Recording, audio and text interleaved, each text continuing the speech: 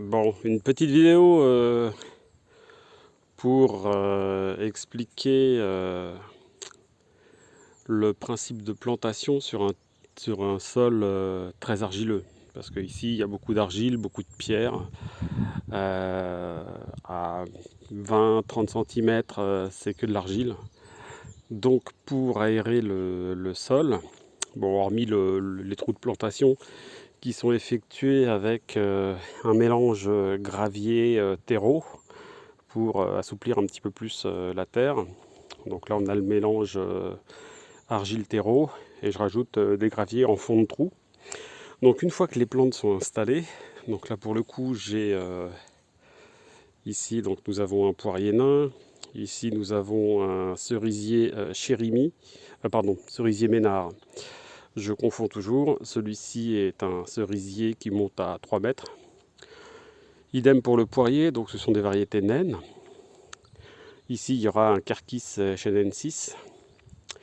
Et vu que cette zone sera une zone qui ne sera pas praticable pour tondre, ce que je vais faire, c'est que je mets du carton sur le sol pour éviter la poussée des herbes. Et je recouvre ensuite avec un mélange de BRF et de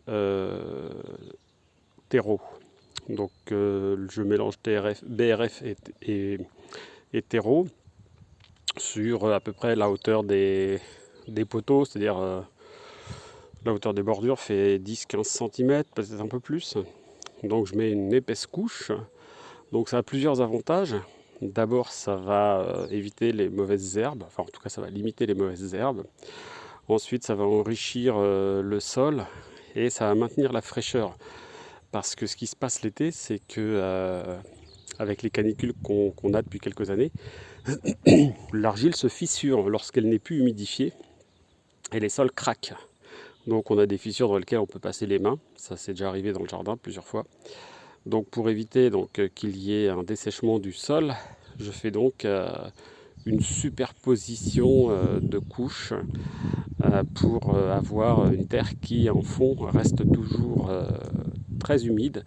Et ça permet aussi aux racines de se développer beaucoup plus rapidement, puisque le sol, s'il reste humide, les racines peuvent évoluer et aller chercher la fraîcheur et l'humidité là où elles se trouvent. Donc voilà pour l'avancée du projet. Je reviendrai dessus avec une autre vidéo. Ici j'utilise, ah oui, aussi sur le pourtour, c'est du pin. Donc c'est des bûches de sapin. Donc on ne peut pas les brûler parce que ça risque d'encrasser les cheminées à cause des suies et des résines. Sinon le reste c'est des morceaux de bois que j'ai été chercher en forêt. Donc qui sont déjà en décomposition plus ou moins. On voit par exemple sur celui-ci, si je zoome, on voit des taches brunes qui sont en fait des champignons.